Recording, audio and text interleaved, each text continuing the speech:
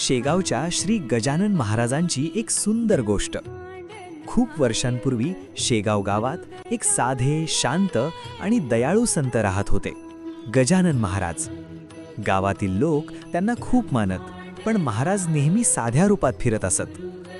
एके दिवशी गावातील काही मुलं खेळत खेळत मंदिराजवळ गेली। तिथे त्यांनी पाहिलं की एक छोटंसं पाखरू झाडावरून खाली पडलं होतं। ते जखमी झालं होतं आणि उडू शकत नव्हतं। मुलांना खूप वाईट वाटलं, पण काय करावं ते त्यांना कळेना। तेवढ्यात महाराज तिथे आले। त्यांनी शांतपणे त्या पाखराला हातात घेतलं। त्यांच्या चेहऱ्यावर प्रेम आणि करुणा होती। त्यांनी अलगद त्याच्या डोक्यावर हात फिरवला आणि म्हणाले, देवाच्या प्रत्येक जीवावर प्रेम करा। जिथे दया आहे तिथेच देव आहे। असं म्हणत त्यांनी त्या पाखरासाठी पाणी आणि थोडं धान्य ठेवलं। मुलांनीही त्यांची मदत केली। थोड्याच वेळात ते पाखरू हळूहळू हलू लागलं आणि काही वेळाने फडफड करत उडून गेलं। मुलांच्या डोळ्यात आश्चर्य आणि आनंद होता।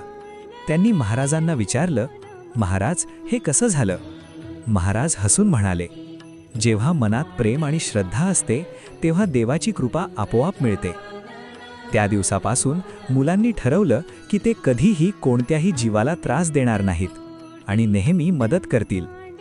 प्रत्येक जीवावर प्रेम करा। दया आणि श्रद्धा यांतच खरी शक्ती आहे। चांगलं काम केल्यावर देव नेहमी मदत करतो। गोष्टीचा बोध: प्रत्येक जीवावर प्रेम करा।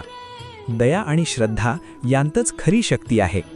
चांगलं काम केल्यावर देव नेहमी मदत करतो। जय गजानन गुरु गजानन। गण गण गणात बोते, गण गण गणात बोते।